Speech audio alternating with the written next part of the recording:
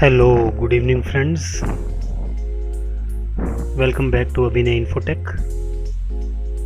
Last video में हमने discuss किया था header files, clear screen, get C H और प्रिंटफ के एक हिडन सिंटेक्स के बारे में जो आपकी टेक्स्ट बुक्स में नहीं दिया गया है कि प्रिंटफ का सिंटेक्स क्या होता है। अगर आपने अभी तक मेरे वो वीडियोज़ नहीं देखे हैं तो मैं आपको ज़रूर कंपेल करूँगा कि वो वीडियोस ज़रूर देखें और मेरे नेक्स्ट वीडियोस की नोटिफिकेशंस के लिए नीचे दिए गए अभिनय इन्फोटेक के लोगो पे, ब्रांडेड मार्क पे आप क्लिक करें, सब्सक्राइब करें एंड बेल बटन पे क्लिक करें सो दैट आपको मेरे फर्दर जो भी वीडियोस आएँ उसकी नोटिफिकेशन रिसीव होती रहे।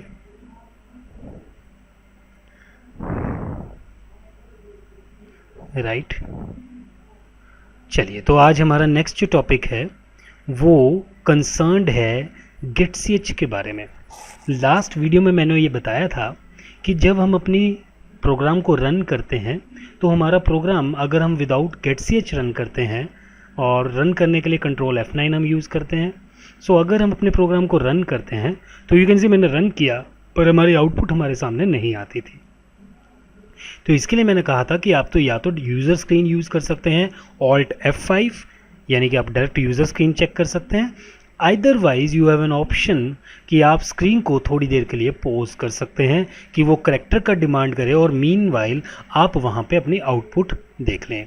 इसके लिए हमने यूज़ किया था get char, get character, get C H. Right, तो जब हमने इसको रन किया so you can see a cursor after hello जो ये पॉइंट कर रहा है कि आप कोई की प्रेस कीजिए कीबोर्ड से सो दैट मैं आपको उसको एक्सेप्ट करूं और आप वापस अपने प्रोग्राम पे चले जाओ क्योंकि आपका टास्क कंप्लीट हो जाएगा। सो लेट अस सपोज मैंने की प्रेस की एस ऑन द कीबोर्ड। अब ये एस जब मैंने प्रेस किया तो मेरा प्रोग्राम क्विट हो गया क्योंकि उसको करेक्टर मिल चुका है।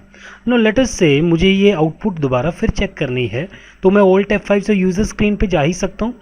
So let's press Alt F5, तो यूज़र स्क्रीन पे जाते हैं। क्या आपको वो एस दिख रहा है? नहीं। तो यहाँ से हमारे गेट सी एच की एक डेफिनेशन निकल के आती है। Get C H is used to get a character from console but does not echo। Right, ये आपको आपका करेक्टर तो जरूर देखेगी स्क्रीन के ऊपर, करेक्टर तो जरूर एक्सेप्ट करेगी आपसे, लेकिन उसको स्क्रीन के ऊपर इको नहीं करता ये फंक्शन, यानी कि वो हमें स्क्रीन के ऊपर दिखता नहीं। सो हमें क्या करना है, उसको इको करना है। तो इसी के जैसे एक मिलता जुलता फंक्शन आता है get C H E. E stands for echo, यानी कि जो भी आप करेक्टर प्रेस करेंगे वो आपको स्क्रीन के ऊपर साथ में नजर आएगा। Let's do it again, we rerun the program, control F9 we can use. So at this time, at this particular event, I just press any key from the keyboard to exit from the program. Let us suppose मैंने कोई भी की keyboard से दबाई ताकि मैं programme से exit कर सकूं। अब वो मैंने क्या की प्रेस की है उसको चेक करने के लिए I can even go to my user screen, Alt F5. So you can see मैंने T प्रेस किया था लास्ट टाइम, तो आपको वो टी ऊपर स्क्रीन पे शो हो रहा है कि इस टी को प्रेस करने के कारण आपका प्रोग्राम एग्जिट हुआ। तो गेट सी एच ई आपका करेक्टर कंसोल से लेता भी है और उसको इको भी करता है स्क्रीन के ऊपर। अगर आप इसके बारे में और जानना चाहते थे तो हमारे पास एक ऑप्शन है जो मैंने लास्ट वीडियोस में भी डिस्कस किया है कि आप इन पे कर्सर रख सकते हैं, अपनी हेल्प में जा सकते हैं और वहाँ पे टॉपिक सर्च करेंगे तो आपको इसकी एक प्रॉपर डेफिनेशन मिलेगी। Get C H gets a character from console but does not echo to the screen. Get C H E gets a character from console and echoes to the screen. जिनको console समझ नहीं आ रहा वो please previous videos को देखें because each and every video is related to each other. Right, तो यहाँ तक आई होप सो कि मैं ज़्यादा समझाने में सक्सेस मैंने प्राप्त की है और आपको भी क्लियरली समझ आ रहा होगा कि क्या गेट सी एच और गेट सी एच ई में रिलेशन होता है। नेक्स्ट हमारा के जो इसमें केस आता है वो आता है वेरिएबल्स का। इसमें नेक्स्ट एक छोटा सा टॉपिक आता है वेरिएबल्स। वेरिएबल्स बेसिकली दो टर्म्स पे बना है। एक इसमें टर्म यूज़ की गई है वेरी और एक इसमें टर्म यूज़ की गई है एबल। वेरी प्लस एबल यानी कि जिसमें चेंज होने की एबिलिटी है, यानी कि जिसमें आप वैल्यू डालते जाएंगे और वो वैल्यू एक्सेप्ट करता जाएगा, मतलब नया होता चला जाएगा। राइट, तो अब इसमें वेरिएबल्स होते क्या हैं और किस किस तरह के होते हैं। अब पहले वेरिएबल को समझने की कोशिश करते हैं। वेरिएबल एक तरह का स्टोरेज कंटेनर आप समझ सकते हैं राइट। कंटेनर एक डिब्बा कह सकते हो आप। आपके किचन में एक छोटा सा डिब्बा जिसमें आपने चीनी रखी है, चाय पत्ती रखी है, वो उसको स्टोर करने के लिए रखा गया है। इसी तरह जब हम किसी डाटा को डालते हैं, यानी मैं सिर्फ हेलो हेलो के लिए तो हम प्रोग्राम नहीं बना रहे। अगर मैं कैलकुलेटर यूज़ करूँगा तो उसमें 10 20 30 40 50 भी डालूंगा। तो जब मैं 10 प्लस 20 प्लस 30 करूँगा तो 10 प्लस 20 प्लस 30 डायरेक्ट तो नहीं होगा, पहले 10 प्लस 20 होगा दैट इज 30, फिर 30 प्लस 30 होगा 60। तो जो 10 प्लस 20 जो स्टोर हुआ वो कहाँ स्टोर हुआ प्रीवियस रिजल्ट, तो वो किसी मेमोरी में स्टोर होगा। और मेमोरी में कैसे स्टोर होगा, उसके लिए एक जगह चाहिए, और वो जगह हमें कौन प्रोवाइड करता है, वेरिएबल। अब क्योंकि हम हाई लेवल लैंग्वेज में हैं तो हमें एड्रेस नहीं याद करना पड़ता, हम मेमोरी के एड्रेस को नाम से याद कर लेते हैं। ठीक है, अब हमने इसमें एक डाटा स्टोर करना है। अब डाटा किस किस टाइप का हो सकता है। जब भी एक लैंग्वेज बनती है वो बहुत सारे चीज़ों को मिला के बनती है। जैसे 1 to 9 हम डिजिट्स को ऐड करते हैं, तो डिजिट्स को आप दो हिस्सों में बांट सकते हैं। एक डिजिट होते हैं डेसिमल। डेसिमल यहाँ पे आप पॉइंट मत समझना, डेसिमल का मतलब यहाँ पे होता है नॉन फ्रैक्शनल नंबर्स। और नॉन फ्रैक्शनल नंबर्स क्या आते हैं, 1, 135, 65, यानी कि ऐसे नंबर जिनका डिनोमिनेटर कोई नहीं है, उनको हम क्या कहते हैं, डेसिमल नंबर्स। और इनको आपके प्रोग्रामिंग में कहा जाता है इंटीजर, और शॉर्ट फॉर्म में लिखा जाता है इसको इंट, यानी कि ऐसे नंबर जिनमें पॉइंट वैल्यू या जो अपॉन में नहीं लिखे जाते। इसी तरह एक डाटा टाइप इन्हीं नंबर से निकल के बनती है नॉन डेसिमल या फ्रैक्शनल नंबर्स, जिनको हम कहते हैं। फ्रैक्शनल नंबर्स क्या होंगे, जो p बाई क्यू फॉर्म में होंगे, where q is not equal to 0, जो p अपॉन q फॉर्म में होंगे, यानी कि जो अपॉन में लिखे जाते हैं, दैट है 33 डिवाइडेड बाई 7, ये डिवाइड नहीं हो सकता। तो ये वैल्यू कैसे आएगी, लगभग पॉइंट्स में आ जाएगी, 4 पॉइंट समथिंग, 4.44 समथिंग, राइट। तो ये क्या हुई हमारे पास, फ्लोट वैल्यू, यानी कि इसको कहते हैं फ्रैक्शनल वैल्यू, और इसी को आपको प्रोग्रामिंग में कहा जाता है फ्लोट वैल्यूज़, यानी कि ऐसी वैल्यू जिनमें पॉइंट्स आते हैं। इसके अलावा हमारे पास डाटा टाइप आती है कैर, यानी कि जिसको हम चार भी आजकल प्रोनाउंस किया जाता है, कैर भी बोला जाता है, या इसको हम दूसरे प्रॉपर वर्ड्स में कहेंगे करेक्टर्स, क्योंकि हमारे पास 0 से 9 नंबर से तो आपका कीबोर्ड है, उसमें A to Z करेक्टर्स भी आते हैं, A to Z और capital A to capital Z।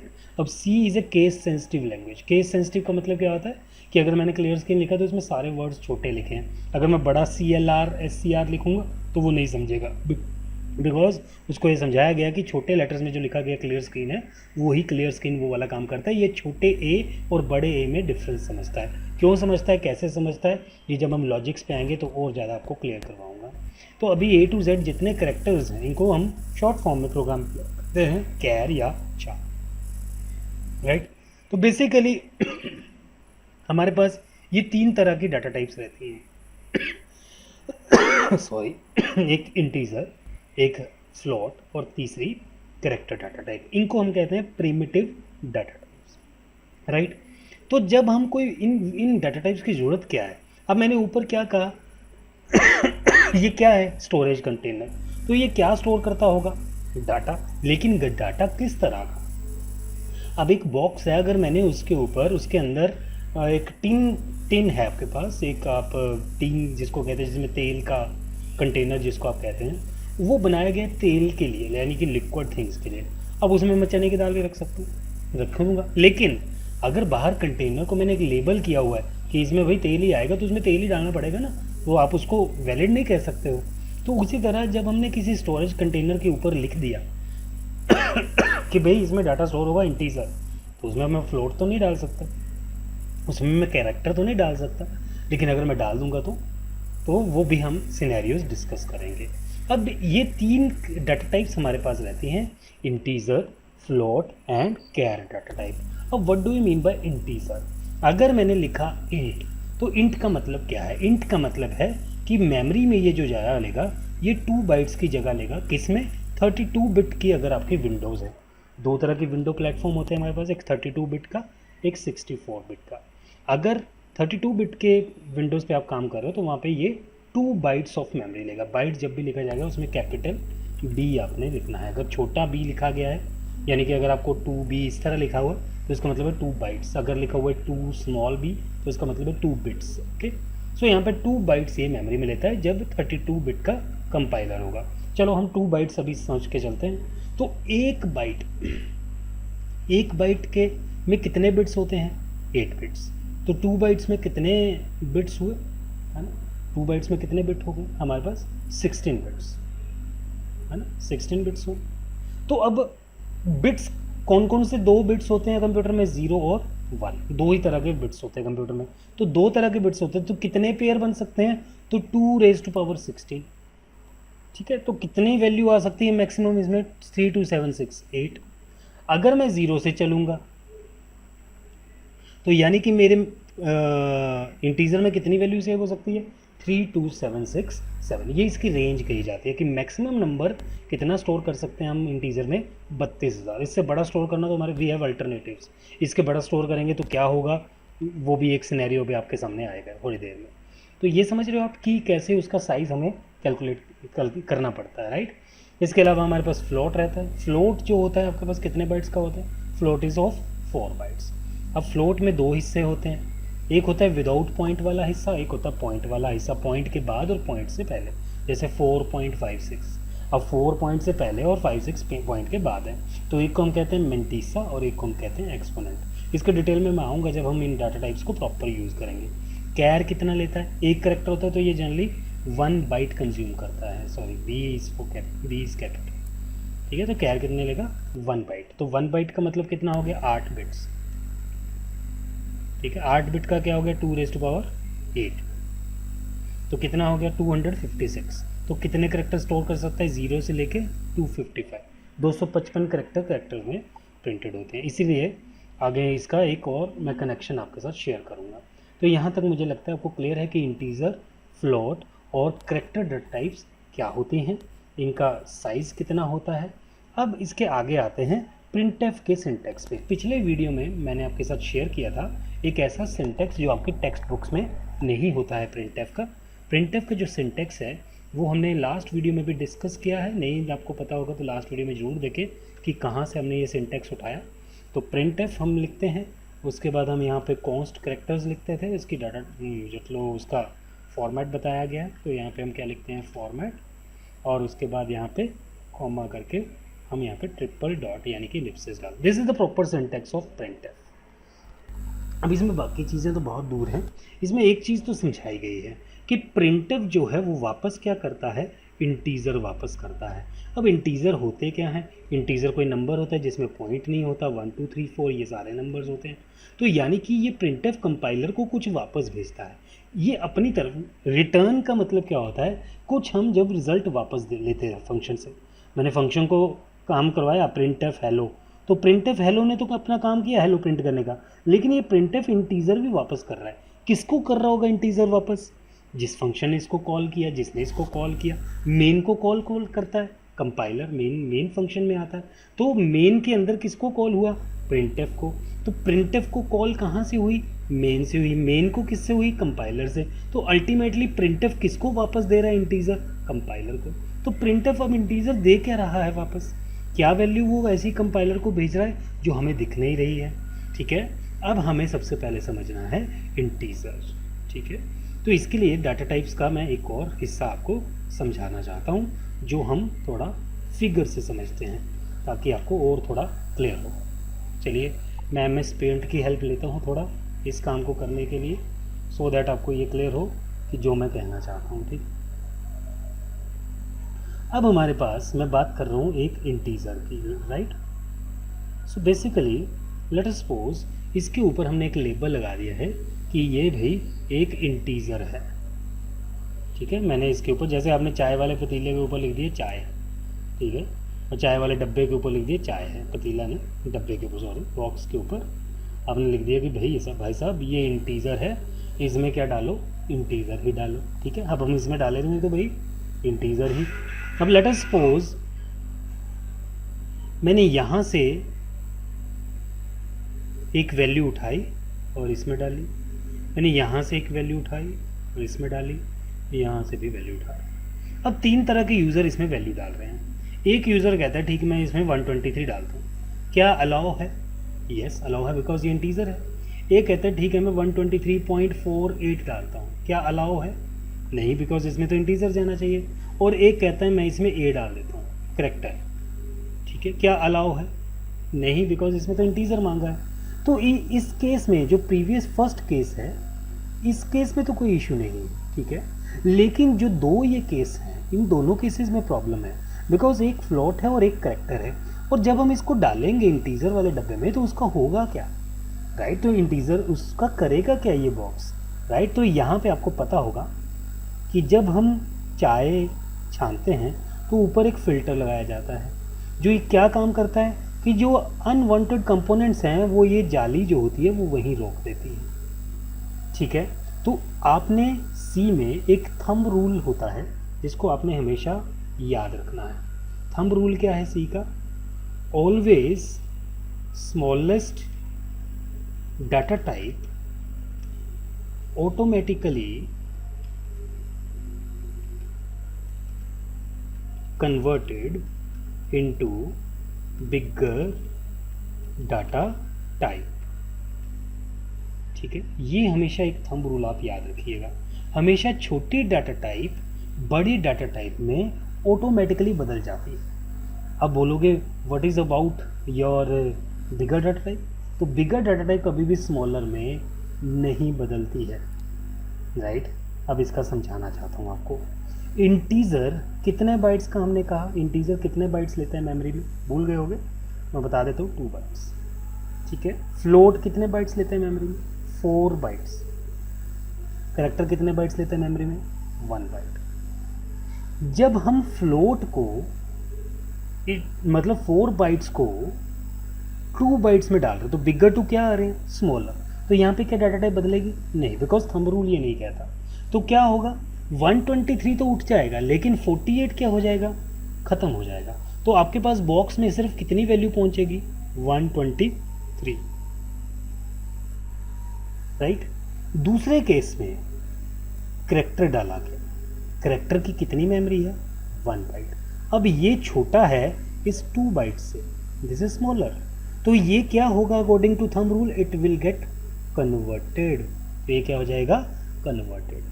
अब ए से ये क्या कन्वर्ट होके आएगा, वो बन जाएगा 97।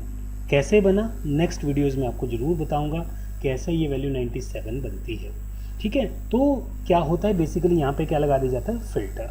अब ये जो फ़िल्टर हमने लगाया है, इस फिल्टर को उन्होंने नाम दिया है फॉर्मेट स्पेसिफायर।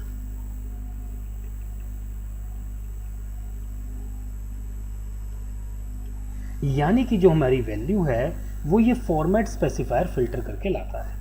इंटीजर क्योंकि डेसिमल नंबर्स होते हैं तो इसीलिए इसको लिखा जाता है percentage D. Float fractional numbers होते हैं, इनको परसेंटेज एफ से डिनोट किया जाता है। कैर कैरेक्टर्स हैं तो परसेंटेज सी से डिनोट किया जाता है। ये तीनों ही इनके फॉर्मेट स्पेसिफायर यानी कि filters, F for format specifier, F for filters. Integer decimal percentage D, float fractional percentage F, character is as characters it is percentage C. तो इनकी हमें ज़रूरत पड़ती है जब हमें अपने रिज़ल्ट को प्रिंट करना हो। अगर मुझे करेक्टर प्रिंट करना है, मुझे इंटीजर प्रिंट करना है। अब आप देखोगे यहाँ पे क्या लिखा है कि हम जब प्रिंटफ लिखते हैं तो उसके साथ उसका फॉर्मेट स्पेसिफायर भी डाल सकते हैं। यहाँ पे अंडरस्कोर का मतलब है और, यानी कि मैं इसमें इसका फॉर्मेट स्पेसिफायर भी ऐड कर सकता हूँ।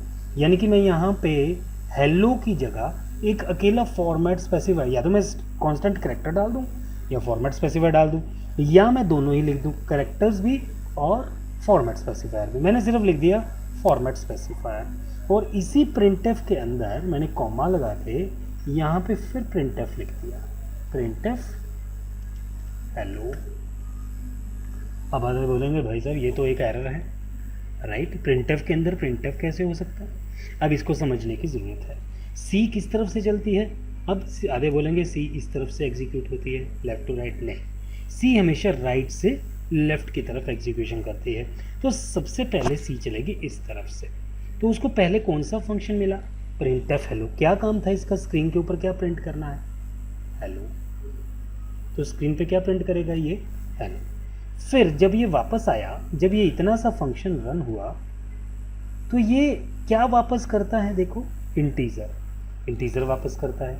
तो ये इतना सा फंक्शन क्या इंटीजर वापस करता होगा? जी, ये कंपाइलर को ये बताता है कि कितने करैक्टर प्रिंट करने वाला हूँ। हेलो के कितने करैक्टर हैं यहाँ पे? 1 2 3 4 5। तो ये यहाँ पे परसेंटेज डी पे क्या बताएगा? कि कितने करेक्टर प्रिंट करने वाले, कितने हैं 5, तो हेलो के बाद क्या लिखा आना चाहिए 5, ठीक है। So let's run the out, check it. तो आउटपुट में क्या नज़र आया हमें, हेलो 5। तो बेसिकली जो इंटीजर है वो हमें रिटर्न क्या करता है, integer value, printf sorry है, वो हमारे क्या रिटर्न करता है, integer value to the compiler. वो ये बताता है कि कितने करेक्टर प्रिंट होने वाले हैं। अगर आपको ये वीडियो पसंद आया हो तो इसको सब्सक्राइब, कमेंट एंड लाइक करें। सब्सक्राइब जरूर करें मेरा चैनल, सो दैट आपको फर्दर नोटिफिकेशन रिसीव होती रहे।